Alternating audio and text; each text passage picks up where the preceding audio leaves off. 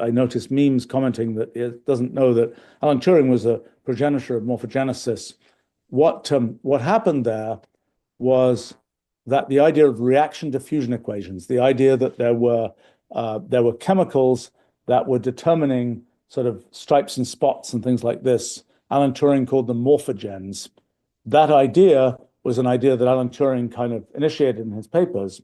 Now, that idea has a complicated history because versions of that idea had appeared many times before, in particular in studying phyllotaxis, which is something Alan Turing studied. Phyllotaxis is the formation of plant organs like leaves and things, and it's the kind of the thing that determines sort of where the shoots come out in a growing stem, or how the pine cone pieces form, or how a daisy or something has little stamens inside the flower. Those are all features of this same phenomenon, which actually is that if you have this sort of growing plant shoot, the successive branches come out about 137 degrees away from each other, going up the shoot. That phenomenon has been rediscovered, probably 15 times.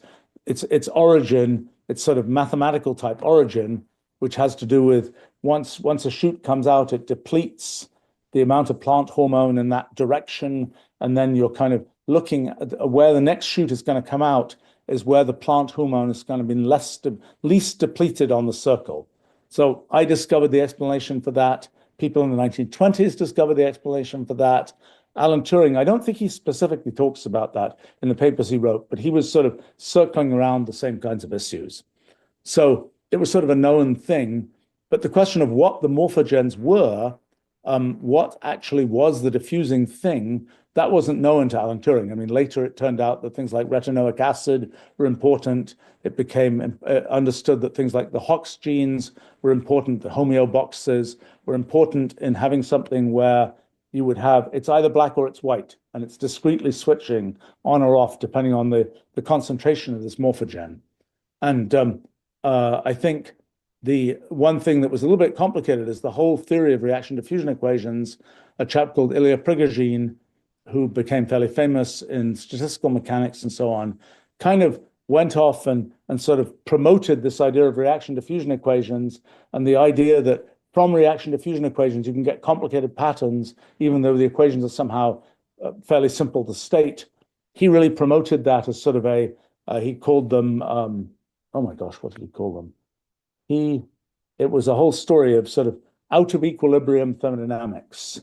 And Prigogine even got a Nobel Prize, and although that was a complicated sort of story behind that, it was kind of, oh my gosh, what did he call them?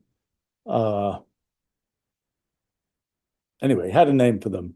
Another chap called Herman Harkin had I think he called synergetics, which is sort of a related idea.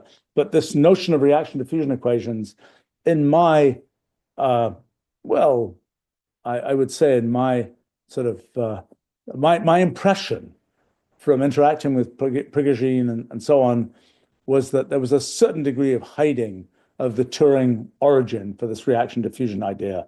Because remember, Turing wasn't famous. In the 1970s, even going into the 1980s, Turing was not famous. And so the fact that he'd originated this thing wasn't a known thing, really. And so Prigogine really became the person sort of famous for the whole reaction diffusion equation and the Belousov-Zhabotinsky reaction, all this kind of thing, and wrote lots of books about this and such like. And the fact that subsequently these things got known as Turing patterns, but that was a subsequent thing. It may even be that things I wrote had something to do with that. I'm not sure. That's kind of historical shift. But yes, Alan Turing was very much in the middle of that and knew a bunch about it. I mean, he did that stuff in the beginning of the 1950s, and then died in 1954. So had he lived longer, he probably would have continued doing that. I mean, Alan Turing was a sort of a rather sequential kind of science researcher in the sense that, he did Turing machines, he did chess playing programs, he did code breaking, he did mathematical notation, he did, this, he did that, he did the other thing. And he really did them almost as separate projects where kind of almost mysterious. that when he came to study biology at the beginning of the 1950s, it doesn't seem to have occurred to him that he could use things like Turing machines to do that study. Rather, he was just sort of going back to the tried and true approach of differential equations that kind of one knew were the way that sort of chemistry and physics worked to try and study those kinds of things.